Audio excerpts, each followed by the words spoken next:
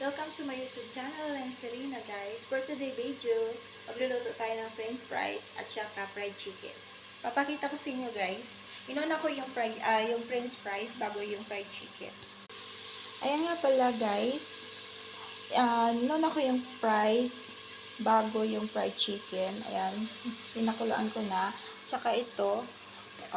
Niprito ko lang siya ng bahagya. Tapos mamaya guys, uulitin ko siya ulit. At ito pa. Ito po ang aming lunch for today. Ayan guys, okay na to. Hanguin ko na. Tapos mamaya ulit, ipiprito ko siya ulit. Kasi second fry ko siya guys. Ayan. Para lalo siyang malutong.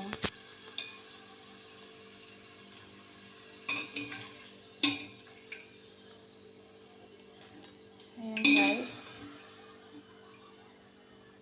And then next guys, ito naman. Prito ko na rin siya. Hindi ko ilalagay. Yan na lang guys. Bali,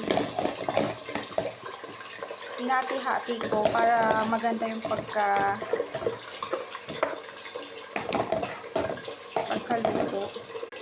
Ayan na guys. Antayin na lang po natin to ulit na maluto siya. Ito naman guys, yung chicken, ni-marinate ko na po siya sa mga seasoning niya na paprika. Nilagyan ko siya ng paprika, paminta, asin, bawang, ganun. At saka, nilagyan ko ng konting patis guys. Ito, patis. Para pampalasa lang, at saka bechin. Yan lang guys. Simple lang luto. Tapos, ikukot ko po siya dito sa egg at saka itong may cornstarch at saka flour. Pinaghalo ko lang po siya guys. Ayan guys, okay na po siya. I-transfer na po natin dito sa lagayan. Ayan guys, i-transfer na po natin yung french fries. Tapos ngayon pa naman guys, sa pangalawang fry, kailangan pong pakuluin na mabuti itong oil ulit. Saka natin ulit ilalagay itong fries. Para magiging crispy po siya guys. More crispy.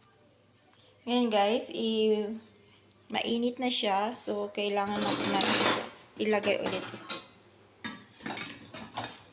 Itong fries. Yan guys. Yan. Ayan. Para magiging crispy po siya guys ulit. Kailangan natin ilog-log ulit. Yan.